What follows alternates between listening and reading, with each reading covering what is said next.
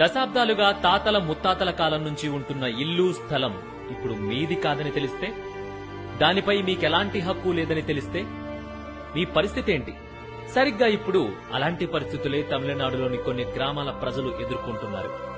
ఈ పరిస్థితికి కారణం అక్కడి వక్ఫ్ బోర్డ్. అసలేంటి వక్ఫ్ బోర్డ్? ఏంటా స్టోరీ?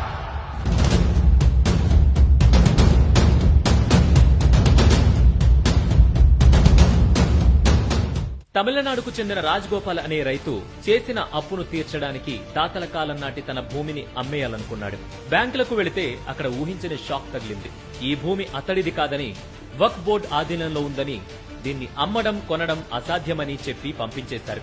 ఒక్క రాజగోపాల్ మాత్రమే కాదు, జ్యోతిలక్ష్మి, షణ్ముగన్, పెరియస్వామి ఇలా ఎన్నో వందల మంది ఇప్పుడిదే పరిస్థితిని ఎదుర్కొంటున్నారు.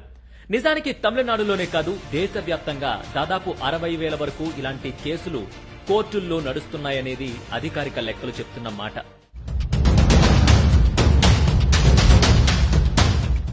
తాజ్మహల్ ఉన్న స్థలం నా పేరున రాయండి, నేను తాజ్మహల్ ని చాలా జాగ్రత్తగా చూసుకుంటాను అని ఎవరైనా అన్నారనుకోండి, ప్రభుత్వం ఏమంటుందో పక్కన పెడితే మీరైతే ఎలాంటి సమాధానం చెబుతారు? ఇదేదో జోక్గా చెబుతున్న మాట కాదు. 2018లో సున్నీ వక్ఫ్ బోర్డు ఇలాగే అడిగింది. అక్కడితో ఆగకుండా ఏకంగా సుప్రీంకోర్టులో పిటిషన్ కూడా వేసింది. వినడానికి ఆశ్చర్యంగా ఉంది కదా? ఇదే కాదు, భారతదేశం మొత్తంలో దాదాపు 8 లక్షల ఎకరాల భూమిని ఇలాగే వక్ఫ్ బోర్డు తనదేనని చూపిస్తోంది. ఇప్పుడు మీరు ఈ ఫోటో చూడండి. ఈ ఫోటోలో చూసారా? తిరుచిలోని అనేక గ్రామాల్లో లక్షల ఎకరాల భూములు తమవేనని వక్ఫ్ బోర్డు చూపిస్తోంది.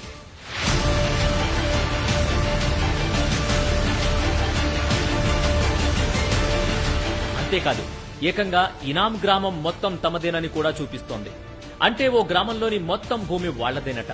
ఒక్క గ్రామం మాత్రమే కాదు, కేవలం తిరుచిలోనే 6 నుంచి 7 గ్రామాలు పూర్తిగా తమవేనని వక్ఫ్ బోర్డు చూపిస్తోంది.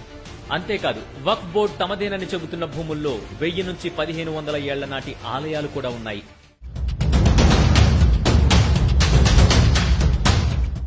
(1991) హిందూ వర్షిప్ యాక్ట్ ప్రకారం 1991 తర్వాత ఏదైనా మసీదును కూల్చి అక్కడ ఆలయం కట్టడానికి, లేదా అంతకు ముందు ఎప్పుడో ఆలయం ఉన్న చోట ఆ తర్వాత కాలంలో మసీదు కట్టారనో చెప్పి ఆ ప్రాంతాన్ని తిరిగిచ్చేయాలని కోరే అధికారం హిందువులకు లేదు. ఈ చట్టంలో ఆ విషయం స్పష్టంగా ఉంది. కట్ చేస్తే 1995లో వక్ఫ్ బోర్డు చట్టంలో కూడా ఓ మార్పు జరిగింది. ఈ చట్టంలోని సెక్షన్ 40 క్లాజ్ 3 ప్రకారం ఏదైనా ట్రస్ట్ కానీ, మఠం కానీ, అఖాడా కానీ ఏదైనా సరే వక్ఫ్ బోర్డు కనుక తమదేనని క్లెయిమ్ చేస్తే ఆ భూమి ఎలాంటి అడ్డంకి లేకుండా వక్ఫ్ బోర్డుకే చెందుతుంది. దీనిపై ఎవరూ కూడా సివిల్ కోర్టులో పిటిషన్ కూడా వేయడానికి వీల్లేదు. దీనిపై ఏదైనా అభ్యంతరాలుంటే వక్ఫ్ బోర్డులోనే పోరాడాలి. అక్కడ బోర్డుకు చెందిన వారే, అంటే ఇస్లామిక్ ధర్మానికి చెందిన ఓ అధికారి, ఓ ఎంపీ తదితరులు కలిసి ఆ భూమిని వక్ఫ్ బోర్డుదా లేదా పిటిషన్దారుడిదా అని ఇస్లాం పద్ధతిలో సర్వే చేసి తేలుస్తారు. ఆ తర్వాత వారు ఏది న్యాయం అనుకుంటే అదే తీర్పు.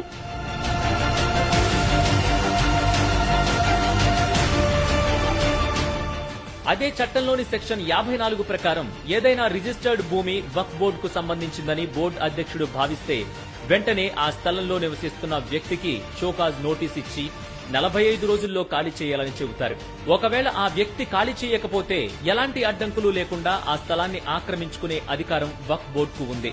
విచిత్రం ఏంటంటే ఈ 2 చట్టాలు కాంగ్రెస్ హయాంలో, అది కూడా పివి నరసింహారావు ప్రధానిగా ఉన్న సమయంలోనే అమలులోకి వచ్చాయి. ఇలాంటి చట్టం భారతదేశంలో మరే ఇతర మతానికి లేకపోవడం గమనార్హం.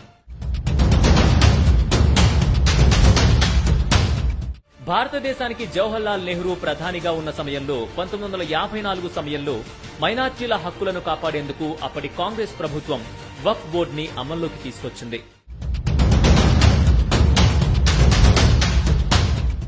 ఈ మధ్య కాలంలో రాష్ట్రంలోని మదర్సాలపై ఉత్తరప్రదేశ్ ప్రభుత్వం సర్వే ప్రారంభించింది.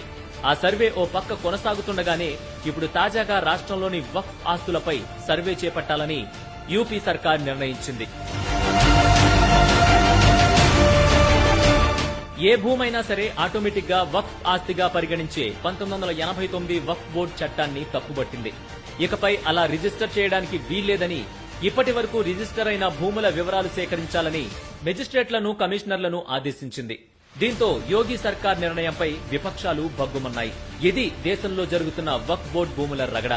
ఇప్పుడు మీరు చెప్పండి, వక్ఫ్ బోర్డుకు ఆ అధికారాలు ఉండాలంటారా లేదా మార్పులు రావాలంటారా?